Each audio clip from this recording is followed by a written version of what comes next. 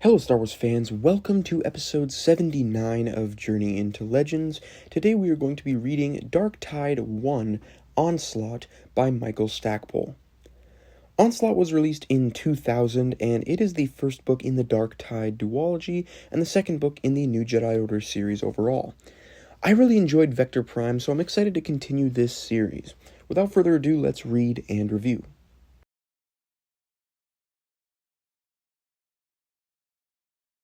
Building off of the previous book, tensions continue to grow within the Jedi Order, with Kip Duran and his followers adopting more aggressive and proactive stance toward the Yuuzhan Vong War and the Jedi's peacekeeping efforts in general. And I'm finding these philosophical differences between the Jedi really interesting. It makes sense as the New Jedi Order is thrust into its first big war. It makes sense that they would question their role in it, especially against such a dangerous and mysterious foe like the Vong. It's interesting seeing these factions develop, with Kip, Ganner, and other like-minded younger members viewing the Jedi as a weapon to use against the Yuuzhan Vong, and of course, Luke, the Solo Kids, Streen, Corran, and others preferring a more passive role as mitigators and protectors. That's a really interesting debate, and I'm interested to see how far these philosophical differences will go.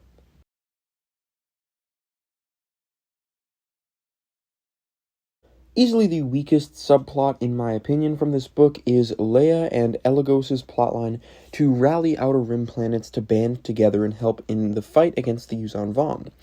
Luckily, this plotline does not last very long, as their efforts to bring Dubrillion refugees to Agamar fails, and they end up going to Dantooine instead, which of course leads to the Battle of Dantooine.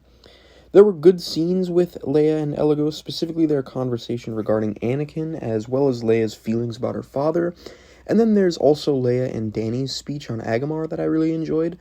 Other than that, though, this plotline just didn't add much to the book, besides providing somewhere to bring the refugees. However, tied into this plotline is the inclusion of Rogue Squadron. Of course, with Michael Stackpole writing, we're bound to get some dogfighting. It was really cool to see this new version of Rogue Squadron, especially with Gavin Darklighter as the leader. I also love that Jaina joins Rogue Squadron in this book. Jaina's always taken after her father, and this is such a fun direction to take her character. And finally, speaking of Han, he does show up in a few scenes in this book, I think just one, and he is a wreck.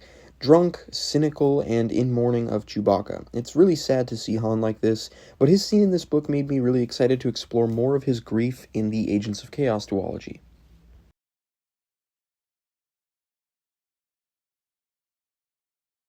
One of my favorite side plots in this book follows Corran Horn and a new character, Ganner Rysode, on a mission to the planet Bimmiel to rescue a group of missing xenoarchaeology students. One thing I really liked about this plotline was Corran and Ganner's dynamic, with them being on opposing sides of the ongoing Jedi debate. They butted heads quite a bit throughout the mission. However, I think there could have been even more back and forth, specifically about the role of the Jedi in the war. Another thing I really liked about this plotline was the planet of Bimmiel. The constant sandstorm, as well as the slash rats, made the planet feel very dangerous and eerie. I also really loved everything involving the Yuuzhan Vong, including the decades-old corpse they find, the Yuuzhan Vong village, and the slaves. The only weak part about this subplot, in my opinion, was the students themselves. I just didn't find any of them particularly memorable or likable.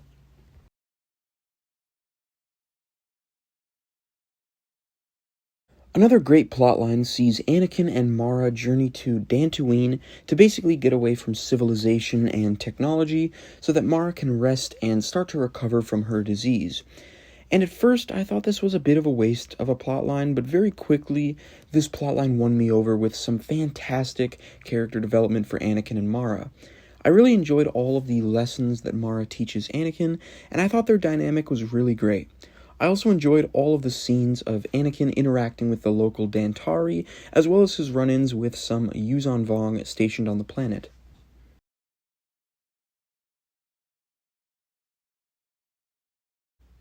Another fantastic plotline was Luke and Jason's mission to Belkadan, where they discover a Yuzon Vong shipyard. I really enjoyed everything involving Jason, such as his vision and subsequent misinterpretation of it, as well as his doubts about becoming a Jedi Knight.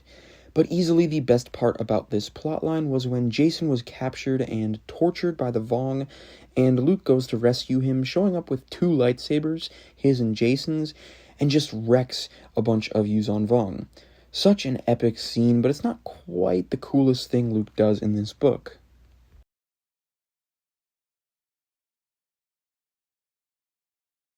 And finally, this book ends with a fantastic battle on Dantooine, the first real major ground battle of the Yuzon Vong War. And there were so many great moments in this battle, from Anakin, Jason, and Luke fighting side by side, to Leia and Danny weeding out the Yuzon Vong disguised as refugees, to the death of Bulper, and of course, Luke destroying one of the Yuzon Vong ships with its own Dovin Basil, which is probably Luke's greatest feat of power from any of the novels thus far. An absolutely epic moment indeed.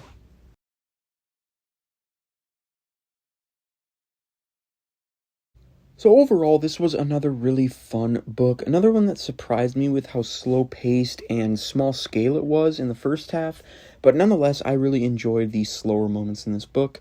Compared to Vector Prime, I think this one was a bit weaker just because it lacked that underlying feeling of dread that Vector Prime did a great job of building up. Alright, next we have Star Wars Tales issue number 4, which features another 4 stories, starting with Moment of Doubt, which takes place during The Empire Strikes Back, and follows one of the bounty hunters recruited by Vader to hunt the Millennium Falcon, a bounty hunter named Awaru Tark. During his meeting with Vader, Tark quickly betrays Vader and attacks him, unveiling his cybernetics and weapons. Though he doesn't significantly damage Vader, the sheer rage he felt toward him for killing his family left Vader shaken and actually caused Vader to reflect on his own life, which was a really tragic and touching moment. Overall, this was nothing too special, but it's always interesting to see a bit of Anakin and Vader, even a short glimpse like this.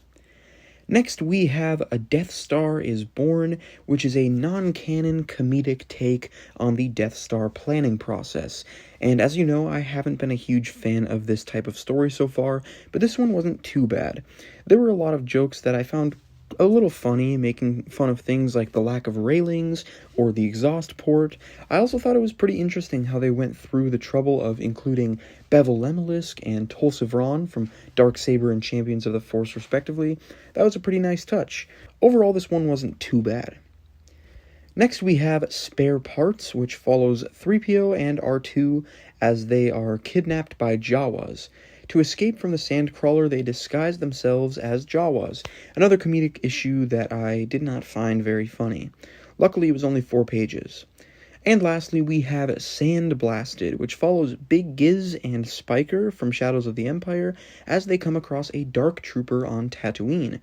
Overall, this was nothing too special. I'm not a huge fan of Big Giz and Spiker as characters. The only big redeeming quality for this story was getting a story with a Dark Trooper. And similarly, the only redeeming quality for this issue was the first story, Moment of Doubt. The rest were just bad, so this is probably my least favorite issue so far.